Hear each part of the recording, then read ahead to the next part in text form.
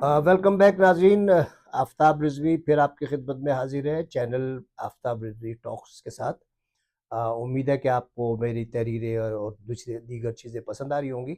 आज जो मैं आपको तहरीर सुना रहा हूँ वो मेरी अपनी ज़ाती लिखी हुई तहरीर है, जिसका उन्वान है माजी। और ये कम व बेश वैसे तो ये फिक्शन है, लेकिन ये कम व बेश मेरी अपनी ज़ाती ज़िंदगी की कहानी है। इसमें कुछ किरदारों के नाम तब्दील कर दिए गए हैं, कुछ किरदार कम कर दिए गए हैं, लेकिन मैं ये समझता हूँ कि 90% ये मेरी अपनी कहानी है और मेरा ज़िंदगी इसी दौर से गुजरी है जिसको मैंने इसमें कलमबंद किया है। और इसका मैंने उन्वान रखा है माजी। मेरा नाम अमजद है, जबकि मेरी माँ को सब माजी कह के पुकारते थे। वो पूरे मोहल्ले की माजी थी, जबकि मैं इन्हें अम्मा भी कहता था। मैं अपने वालिदैन की इकलौती औलाद था। मेरे अब्बा एक सरकारी दफ्तर के एक ईमानदार क्लर्क थे। हमारा घर कराची की एक ऐसी कच्ची बस्ती में था जो कि बहुत अमीर सोसाइटी के करीब वाक़ थी। ये एक कच्ची बस्ती थी जो दरअसल इस बड़ी और अमीर सोसाइटी के रहने वालों के लिए लेबर सप्लाई चेन का काम करती थी। क्योंकि मेरे वालिद की आमदनी बहुत थोड़ी थी, इसीलिए हमारे घर के हालात कुछ ठीक ना थे। मैंने बचपन से लड़कपन तक माँ जी को हमेशा परेशानी देखा।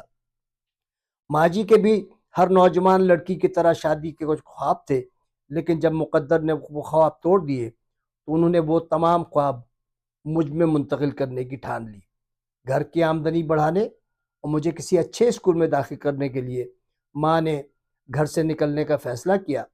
अब वो अमीर बस्ती में कहीं कुरान पढ़ाती, कहीं कपड़े सीती और कहीं खाना पकाती थी।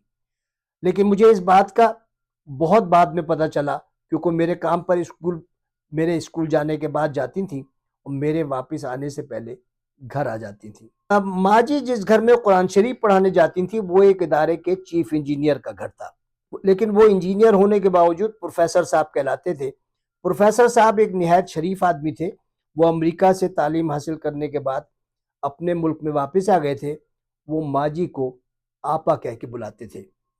वो कहते थे कि आपा, अमजद को तालीम ज़रूर दिलवाना और कोशिश करना कि वो भी मेरी तरह इंजीनियर बने, क्योंकि ये तालीम ही है जो कि तुम्हें आगे की तरफ लेके जाएगी। वो ये भी कहते थे कि अगर किसी मरहले पर मेरी ज़रूरत पड़े तो आपा तकलीफ़ ना करना, मुझे ज़रूर बता देना। यूँ तो माजी ने कभी स्कूल की शक्ल नहीं देखी थी, लेकिन वो बातें बहुत पढ़ी लिखी और फलसफियाना करती थी। एक दिन कहने लगी कि माँ का जेवर इसकी औलाद होती है और औलाद का जेवर इसकी तालीम। मैंने मजाक में पूछा कि तालीम का जेवर क्या है? तो बेसाख्ता कहा कि तालीम का जेवर तहकीक यानी रिसर्च, और तहकीक का जेवर इसके नतीजे में नई नई ईजादात यानी इनोवेशन। मैंने एक बार पूछा कि तालीम हमें इसके अलावा क्या देती है कि हमें पता चल जाए कि ज़िंदगी में आगे क्या करना है। वो मेरे गाल पर प्यार करके कहती, बेटा ऐसा नहीं है, ये तो जानवर को भी पता होता है कि इसे क्या करना है। तालीम तुम्हारा दिमाग रोशन करती है और तुम्हें ये बताती है कि तुम्हें क्या नहीं करना है। माँ जी कहती थी कि गलती करना कोई जुर्म नहीं, लेकिन गलती से ना सीखना ज़्यादा बड़ा जुर्म है। वो ये भी कहती थी कि अगर ज़िंदगी में जीतना चाहते हो तो हारने पर मुस्कुराना सीखो।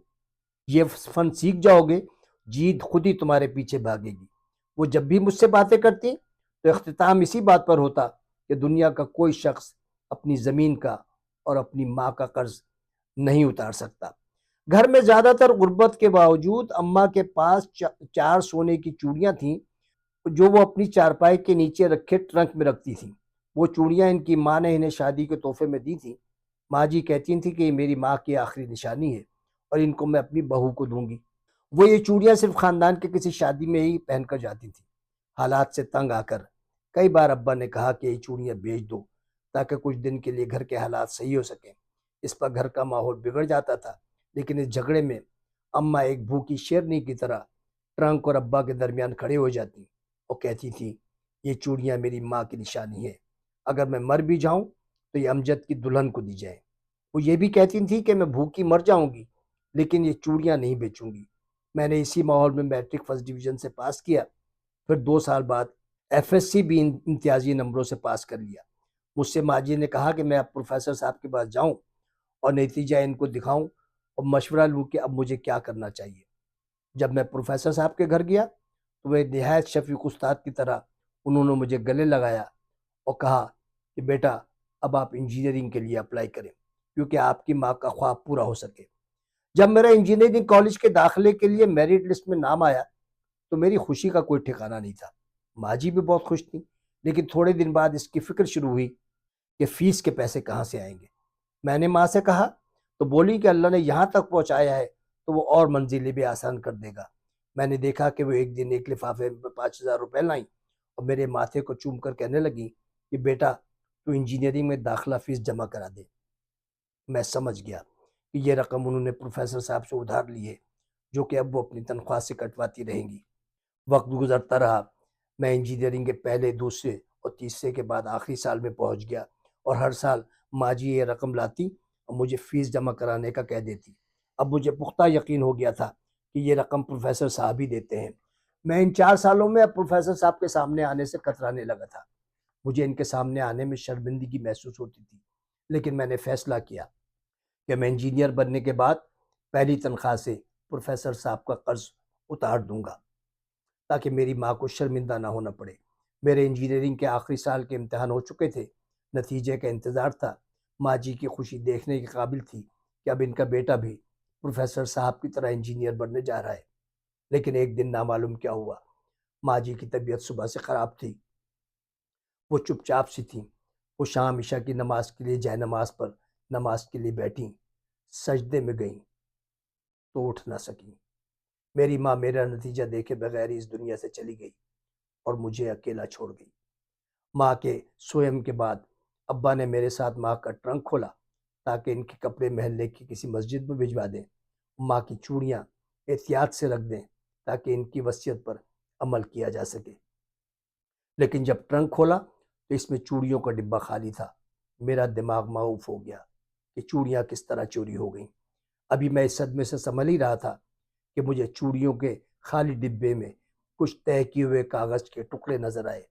میں نے کھولے تو میرے دل کو ایک شدید دھکا لگا کہ ارے یہ تو میری انجینئرنگ کے 4 سال کی 4 رسیدیں تھیں۔ میری چیخ نکل گئی کہ میری ماں نے اپنی ماں کی آخری نشانی اپنے بیٹے کی تعلیم پر لٹا دی۔ اب میں یہ سمجھتا رہا کہ وہ یہ رقم پروفیسر صاحب سے ادھار لا رہی ہیں۔ میں اس دن اتنے زور سے رویا کہ شاید ماں کے مرنے پہ بھی نہ رویا ہوں، اور نامعلوم کتنی دیر روتا رہا۔ لیکن پھر میں نے آسمان کی طرف منہ کر کے اپنے اللہ سے ایک وعدہ کیا کہ میں اپنی ماں کا قرض ضرور اتاروں گا۔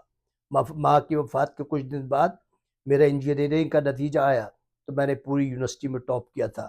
مجھے امریکہ میں میرے گریڈز کی بدولت ڈور ٹو ڈور اسکالرشپ مل گئی۔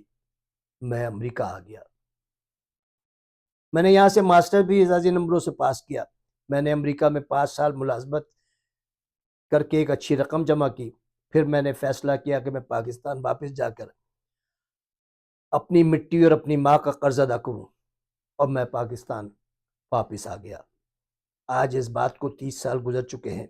آج میں پاکستان کی ایک بہت بڑی انجینئرنگ کمپنی کا مالک ہوں۔ میری فیکٹری میں سینکڑوں لوگ کام کرتے ہیں۔ میرا گھر اس کچی بستی کے قریب ہے جہاں کبھی میں اپنی ماں جی اور بابا کے ساتھ رہا کرتا تھا۔ میری کمپنی کا منافع کروڑوں میں ہے۔